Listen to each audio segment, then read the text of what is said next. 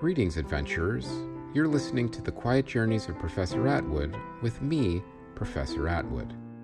I'm glad you're here, and I can't wait to tell you about my latest journey. Don't worry, it's a safe space. I'll handle all the danger for you. I designed these stories to help you relax, chill anxiety, and go to sleep. Maybe they'll even put a smile on your face, even if it's a sleepy smile. So please, settle in, relax, and prepare to quietly drift off with me to parts known, unknown, and even some places in between. Comfortable? Very well. Let's get underway.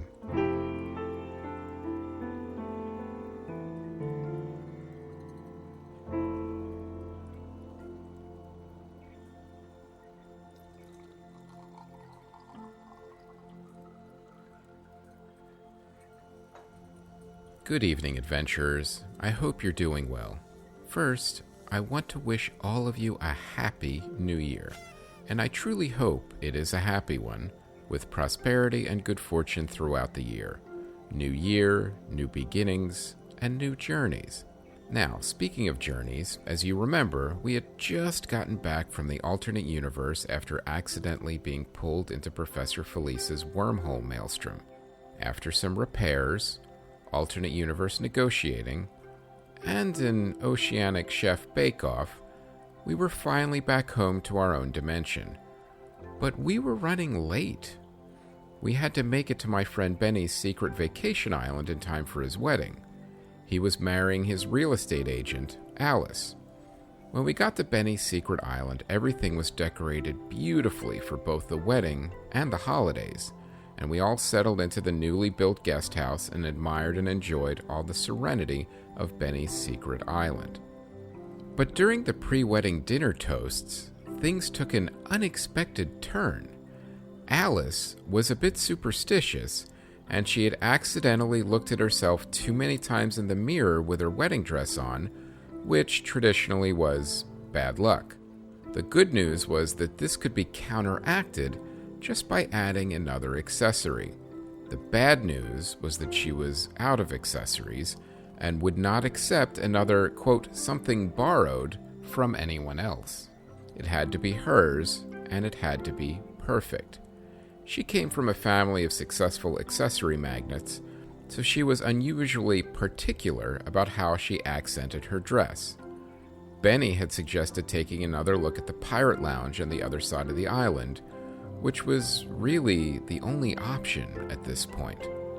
Unfortunately, Alice was very adamant about this and announced that the wedding would be postponed indefinitely until this accessory issue was resolved.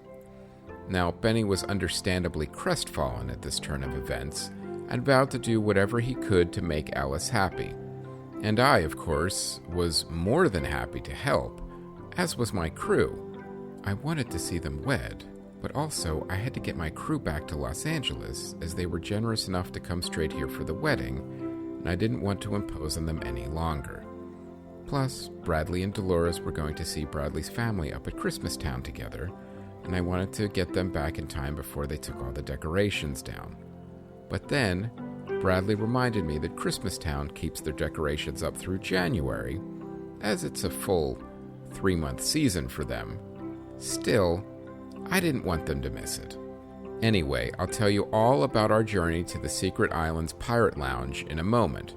But first, I need to tell you about a few things. First, I'd like you to rate the show with a bunch of stars if you are so inclined. All you have to do is go to your podcast show player and rate the program with lots of stars.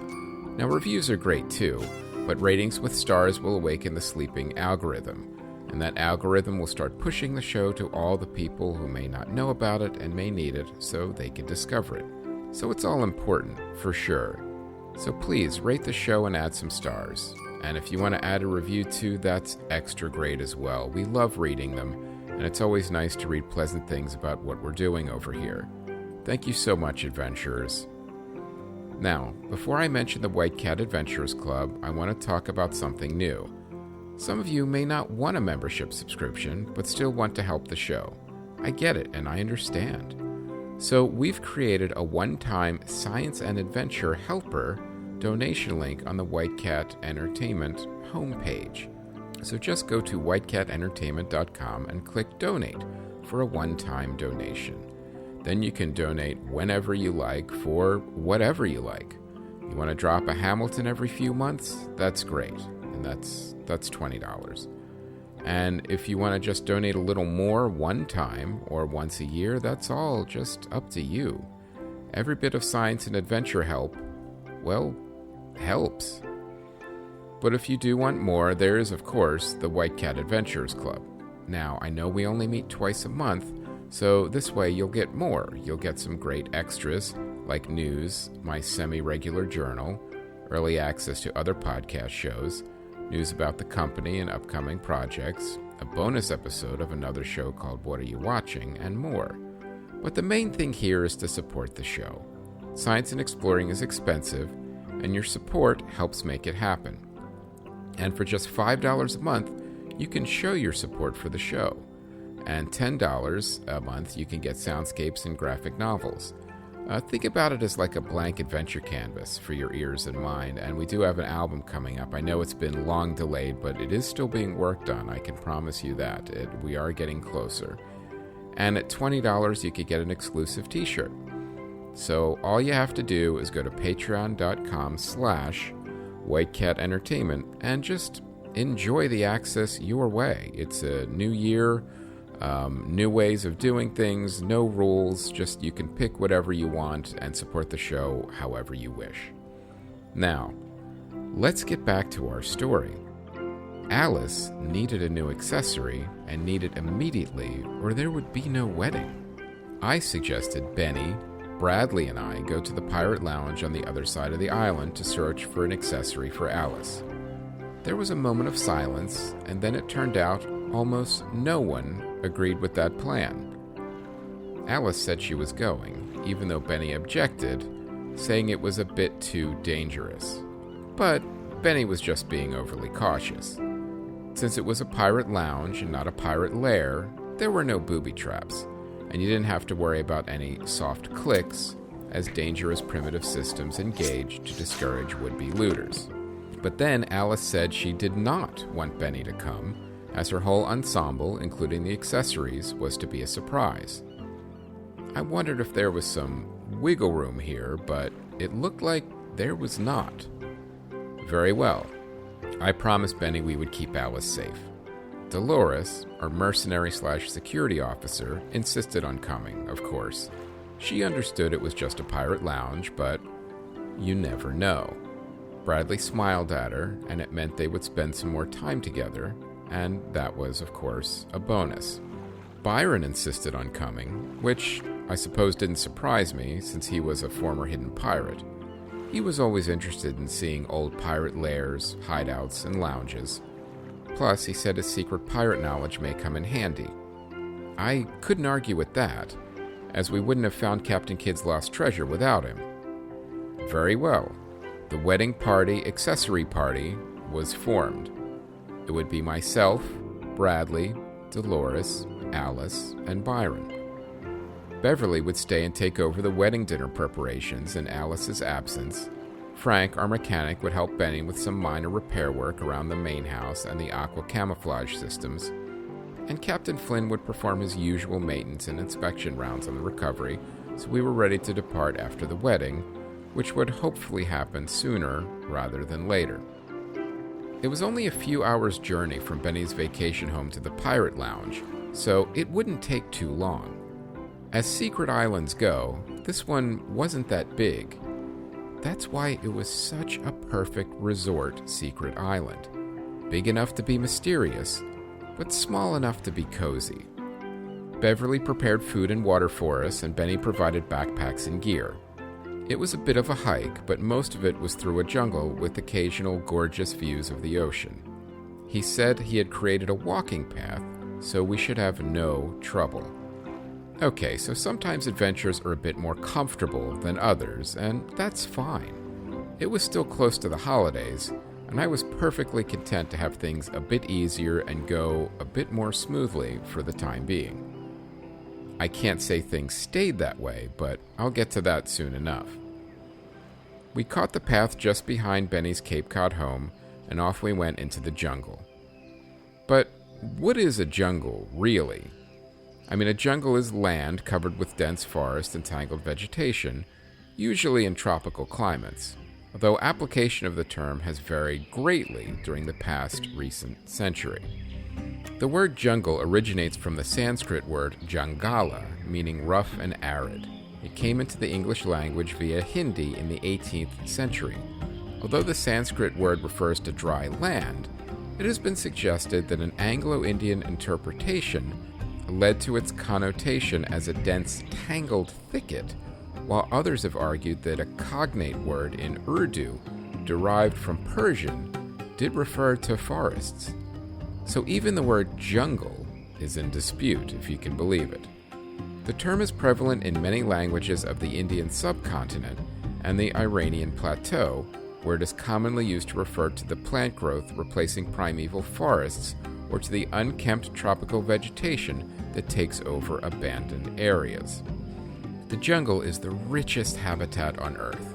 Over time, different parts of tropical areas have provided a variety of flora and fauna, together with newer species discovered annually. Tropical jungles have been the home to indigenous peoples who have shaped traditional cultures and civilizations based on the environment. Because jungles occur on all inhabited landmasses, and of course on secret uninhabited ones, they may incorporate numerous vegetation and land types in different climatic zones. So, I guess the point is, jungles cannot always be straightforwardly defined. One of the most common meanings of jungle is a land overgrown with tangled vegetation at ground level, especially in the tropics.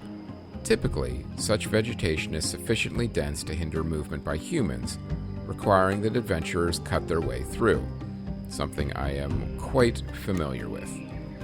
This definition draws a distinction between rainforest and jungle, since the understory of rainforests is typically open of vegetation due to a lack of sunlight, and hence relatively easy to traverse. Now, this of course is a moot point if you're deep into the exploration of either, as you're most likely more concerned with losing your satellite link or about the veracity of a legend about a giant albino panther, rather than calling where you are a jungle versus a rainforest. Jungles may exist within, or at the borders of, tropical forests in areas where the woodland has been opened through natural disturbances such as hurricanes, or through human activity such as logging. The successional vegetation that springs up following such disturbance is dense and tangled and is a, quote, typical jungle.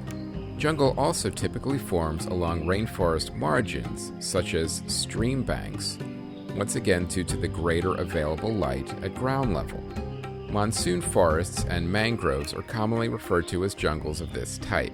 Having a more open canopy than rainforests, monsoon forests typically have dense understories with numerous lianas and shrubs making movement difficult, while the prop roots and low canopies of mangroves provide similar difficulties.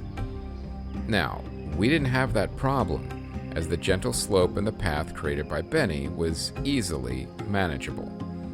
Now, because the European explorers initially traveled through tropical forests largely by the river, the dense tangled vegetation lining the stream banks gave a misleading impression that such jungle conditions existed throughout the entire forest. As a result, it was wrongly assumed that the entire forest was impenetrable jungle. This, in turn, appears to have given rise to the second popular usage of jungle as virtually any humid tropical forest. Jungle in this context is particularly associated with tropical rainforest, but may extend to cloud forest, temperate rainforest, and mangroves with no reference to the vegetation structure or the ease of travel. Now, some interesting etymology. The terms tropical forest and rainforest have largely replaced jungle as the descriptor of human tropical forests, a linguistic transition that has occurred since the 1970s. Rainforest itself did not appear in English dictionaries prior to the 1970s. The word jungle accounted for over 80% of the terms used to refer to tropical forests in print media prior to the 1970s.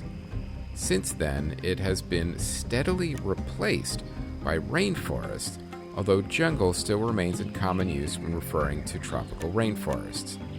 But like I said before, when you're in the middle of either, hey, tomato, tomato. Benny's jungle path pleasantly climbed up and down various embankments and hills. At one point, there were even rock stairs next to a waterfall. So Benny had clearly spent some time and money on this path. Alice mentioned that generally all the contractors for Davis Land, Benny's secret island, had to sign a non-disclosure agreement and be ferried back and forth via submarine, so they couldn't disclose the location of the island, even by accident. Each trip also took a day longer than necessary in case any builder, specialist, or contractor had an innate sense of direction and navigation, even while being under the water. Better to be safe than sorry, of course. It was little tips and tricks like this that Benny and Alice found extremely helpful that were left for them in a manual that the previous owner, an erstwhile supervillain, had left behind as a courtesy. After climbing the beautiful carved steps by the waterfall, the jungle opened up and we were treated to a scenic vista overlooking the ocean. It turns out the rock face surrounding the island was not as comprehensive as I once thought, as there were gaps, some naturally occurring and some created by Benny, where you could enjoy incredible ocean views from the trail.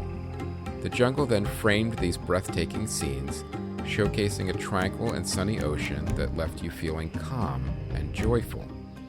There was truly no other secret vacation island like it in the world. We were high enough to see the waves crash against the rock face and could occasionally hear the sound of pelagic birds on their way to and from the island, with an occasional confused squawk from one bird, possibly an albatross, who hadn't learned the island's secrets yet, but was still determined to discover them. We continued our pleasant trek through the jungle. Honestly, it was nice to trek through a jungle and not have to worry about locals with poison darts, ancient curses, or, like I said before, displaced dinosaurs guarding things they don't really understand, but for whatever reason are still very possessive of. It was a nice change of pace. The sun was warm and the view spectacular, and we all relaxed as we continued our journey to the Pirate Lounge. As we walked, I asked Alice about her gift registry. She replied that she didn't really love them, but knew it was tradition, so she and Benny created one. Plus, it was a good way to not get 8 different salt and pepper shaker sets. But Alice said she encouraged Benny to let the guests know that they were more than happy with off-registry gifts, and these would be just as thoughtful, if not more so. But she added that her and Benny had all they needed in each other and in a secret vacation island, so gifts were optional, and the true gift was all of us being present for their special day. Her face then darkened a bit, and she said she felt really bad about inconveniencing everyone for this journey to find one last accessory, but she really had no choice in the matter. If they didn't start their marriage off on the right foot, there was no point in getting married. I said I understood, and that myself and my crew would do everything in our power to help get things back on track. Alice then brightened again and told me some of the things on the registry, like an air fryer, new tiki lights, and in bold, 1 salt and pepper shaker set. You see, a bridal registry or wedding registry is a service provided by a website or retail store that assists engaged couples in the communication of gift preferences to the wedding guests. Selecting items from store stock, the couple lists desired items and files this list with the chosen merchant. The list is then made available to wedding guests, either by the couple's family or by the merchant. Upon the purchase of a listed item, the merchant updates the gift registry accordingly. In addition to providing valuable information for the buyer, the system helps prevent the receipt of duplicate or unwanted gifts, potentially saving time for both the giver and the recipient. The Chicago-founded department store Marshall Field's first instituted the practice of a bridal registry in 1924 at its Marshall Field and Company building as a means for the engaged couple to indicate chosen china, silver, and crystal patterns to family and friends. U.S.-based Target stores pioneered the electronic self-service gift registry in 1993, using a service provided by the Gift Certificate Center of Minneapolis. William J. Veneman, the founder and CEO of the Gift Certificate Center, and others, invented and subsequently patented the technology. Since the turn of the 21st century, the traditional concept of the bridal registry has evolved. Now, there are more specialized versions, such as the honeymoon registry, the baby registry, house registry, and charity registry. Additionally, there are registry services that allow registrants to place items from many stores on a single registry, commonly called universal registries. In the UK, bridal registries are more commonly known as wedding lists. It is common for couples to send out a copy of their wedding list details with the wedding invitations. This has also been a recent trend toward gift list services that allow the couple to add almost anything to their gift list, such as contributions to their honeymoon, flights, or experience days like a spa, as well as traditional gifts from any store. That one sounds like the most flexible, to be sure. But Alice stressed again that she didn't put too much importance in the registry itself, but it was the tradition that was important to her. And that was again why finding the accessory to undo the bad luck final look of herself in the wedding dress in the mirror was so important to her. I nodded politely and looked at the trail. Turns out we were all enjoying the scenery and the relaxing walk through the jungle so much that we didn't realize we were almost at our destination. We had arrived at the entrance to the Pirate Lounge. Ironically, it was clearly marked, and Byron, our former hidden pirate, again confirmed that there was no danger since it was a pirate lounge and not a lair, and there weren't any booby traps anywhere that Benny had luckily not set off yet. It was as advertised, but Byron did mention that Benny was lucky it was a lounge and not a lair, because if it were a lair, there may have been a trap unfortunately sprung, and a few soft clicks could have led to something problematic. I agreed with Byron and had issued the same warning to Benny on my last visit. But as I've learned, washboard players can be quite impetuous. The Pirate Lounge also had an ornately carved door with galleons, parrots, gold doubloons, a skull and crossbones, and other pirate iconography. But this door didn't look menacing like the other doors. This door looked welcoming, which was definitely an artistic achievement when making pirate doors. We had certainly seen enough of them by now, and we were getting to know the differences, even without Byron's help. It wasn't locked, and we walked right in, enjoying a welcoming creak from the old wooden door. The lounge was very different than a treasure room, a pirate trial, or a pirate lair. It looked, well, just relaxing. Now, granted, there were pirate skeletons everywhere, in poses arm wrestling, drinking phantom rum, or examining a jewel with a magnifying glass while lounging on an ornate couch. But Byron confirmed this was definitely a consensual pirate tableau, where a lone surviving pirate arranged the bones of his comrades after their most likely untimely demise, as a tribute to all the good times they must have shared over barrels of stolen rum. Nevertheless, Dolores, our mercenary/security officer, was skeptical and still on her guard. She was casual about it, of course, but when you're a mercenary surrounded by pirate skeletons and a smattering of lost treasure, I'm sure it can be difficult to turn that part of your training off. There was still a bit of treasure remaining, and since it was a lounge, it was clear that none of the pirates really seemed to care, as it was all group treasure, and Benny had left it there as part of the ambiance. I mean, that's kind of the thing with rich people. Sometimes they get so rich, they leave wealth lying around just to set a mood. However, he did remove Captain Kidd's treasure map to send to me, of course, which is how we started this adventure in the first place.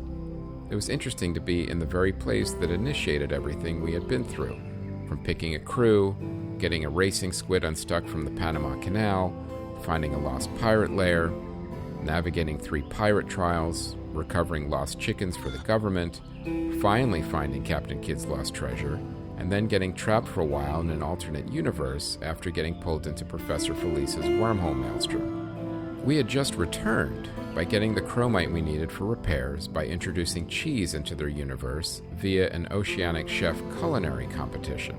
We had done, by any measurement, a fair amount in a short interval of time. I was confident, seeing all the treasure, that Alice would find something here to wear as an accessory on her wedding day. Alice also said everyone could take one piece of treasure for themselves for making the journey, as Benny wouldn't mind. Everyone eagerly picked something, from a few gold doubloons to a jeweled goblet, but Byron was hesitant. Alice saw he was struggling, and he told her that it didn't feel right. He'd recently given up his pirating ways, and taking something from a pirate lounge would just rekindle his suppressed pirating tendencies, and he didn't want that to happen. Alice smiled and said she understood, but to think of this as a gift, not plundered treasure. Byron agreed and said that was a good point, and picked up a small gold earring and put it lovingly into his pocket. He smiled and thanked Alice. Now it was Alice's turn. She had to find an accessory.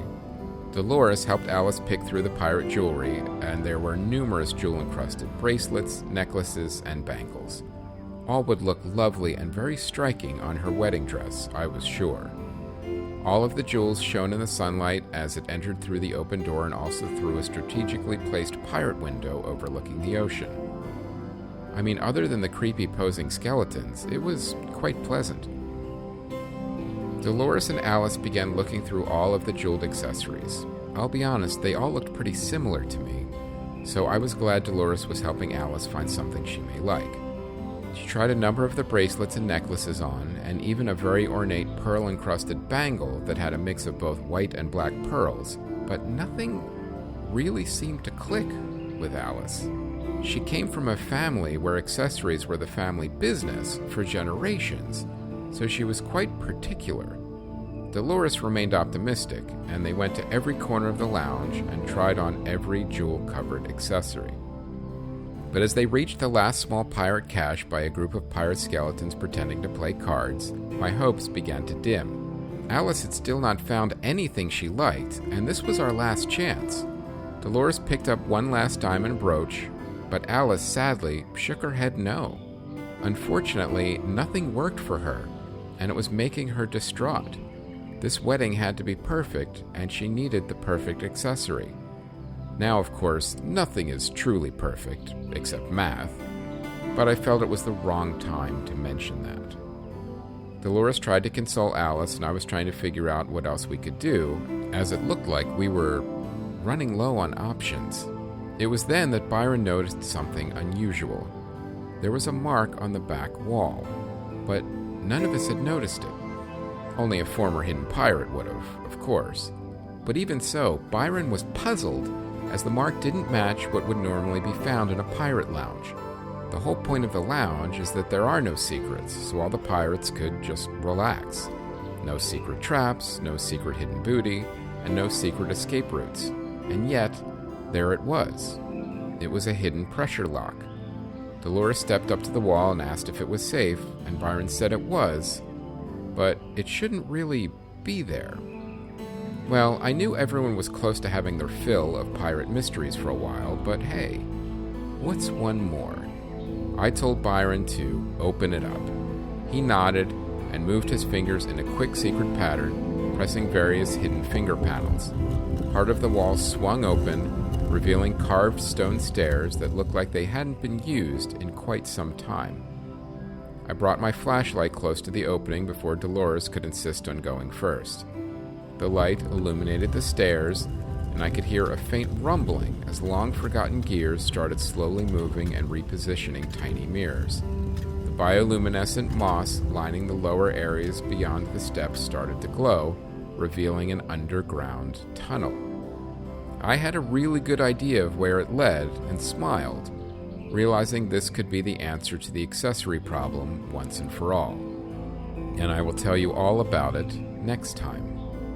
But before I end this evening's story, I want to talk to you about something a bit more nuanced than usual. That's offering assistance when you think you know better. I know this one is a bit tricky, but there is a delicate balance to maintain. See, your problems are your own and require your own solutions. Other people own their own problems, and your solution, however obvious it is to you, may just not quite work under different circumstances. There's an old saying, you can lead a horse to water, but you can't make him drink. In other words, people need to take that last step on their own to solve their own problems. But there's another part of that saying. Sometimes horses need to keep their neighs to themselves, because if you're helping someone solve their problem, you have to remember that it's not your problem, and the problem also knows this. If it were your problem, you may solve it a different way, and that would be fine. But if it's someone else's problem, you have to be a bit more nuanced in the solution you formulate. Believe me, other people's problems love it when you get involved because it can sometimes give them a chance to grow. That's the last thing you want to happen. You have to take into account the person who you're helping solve the problem for and determine why the problem picked that specific person. Once you find the problem's specialized agenda specific to the problemee, the solution becomes more clear, and the problem knows its days are numbered. So by all means, help someone else with their problem, but do it their way. This way you'll know the problem is dealt with, and save your way for you. It's more efficient and also more polite. Good night, adventurers.